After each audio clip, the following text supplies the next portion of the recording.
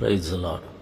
ప్రభునందు ప్రియమైన సహోదరి సహోదరులారా, మహాదేవుడును మన రక్షకుడైన యేసుక్రీస్తు వారి పేరిట వందనాలు, శుభాలు తెలియజేస్తున్నాను.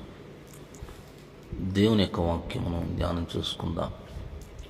పరిశుద్ధమైన బైబిల్ గ్రంథంలో మార్కు సువార్త 4వ అధ్యాయము 18-19 వచనాలు ధ్యానం చేసుకుందాం.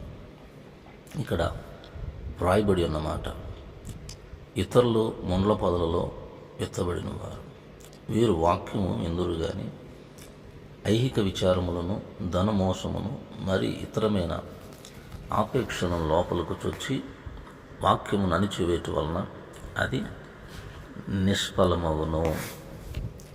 ప్రభునందు ప్రియమైన సహోదరి సహోదరులారా, ఆత్మ సంబంధంగా వెలిగించబడుతున్న మనం, లేక ప్రభులోకి వచ్చిన తర్వాత మనం వాక్యం ద్వారా దేవుని యొక్క సన్నిధిలో మన ఆత్మీయ జీవితాన్ని మనము కట్టుకోవలసి ఉంది.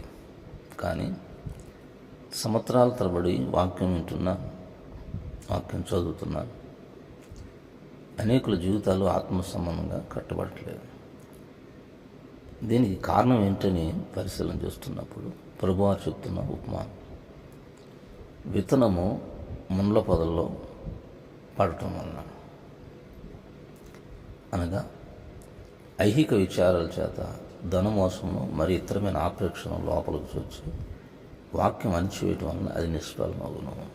అంటే దేవునితో సహవాసం చేస్తూ దేవుని వాక్యాన్ని విని దాన్ని అంగీకరించకుండా జీవించేవారు ఆత్మ సంబంధంగా ఫలించరు. ప్రతి వారును కూడా ఆత్మ సంబంధంగా తమ తమ జీవితాలని కట్టుకోవాలంటే వాక్యం అవసరం. ఈ వాక్యం మన జీవితాల్లో ఎప్పుడు ఫలభరితంగా మారదంటే మనము ఐహిక విచారాలు కలిగి,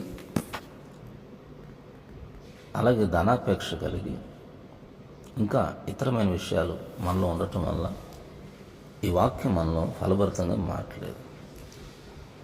వాక్యం వింటున్నాం కానీ గ్రహించుకుంటున్నాం, వాక్యం వింటున్నాం కానీ దాని చొప్పున నడవట్లేదు. ఫలభరితమైన జీవితం మనలో ఉండాలంటే మనం వాక్యాన్ని విని దాని చొప్పున నడవాలి. ఆత్మ సంబంధంగా జీవించడానికి ఇతర విషయాలు ఏవి కూడా ఆత్మ సంబంధమైన జీవితానికి ముడిపెట్టకూడదు. ఐహిక విచారాలు కానివ్వండి, ధనమోసం కానీ, ఇతర ఆపేక్షలు ఏవి కూడా ఆత్మ సంబంధం జీవితంలో ఎదగకుండా ఉండటానికి ముడిపెట్టకూడదు. మన యొక్క వ్యక్తిగత విషయాలు ఉంటాయి, కానీ దేవునితో నడిచే విషయంలో ఆ రెండు కూడా మనము కలుపుకుని ప్రయాణం చేయటం వలన ఆత్మ సంబంధంగా ఎదగలేకపోతున్నాం. వాటన్నిటి నుంచి విడిపించబడాలన్నా మనం దేవునితో సహవాసం చేయాలి. సో ఎప్పుడైతే మనము దేవునితో సహవాసం చేయడం ప్రారంభిస్తామో ఐహిక విచారాలు పోతాయి, ధనమోసం పోతుంది, ఇతర ఆపేక్షలు కూడా మనలో నుంచి పోతాయి. కనుక దేవునితో సహవాసం చేసి దేవుని బిడ్డలుగా మనము జీవిద్దాం. God bless you.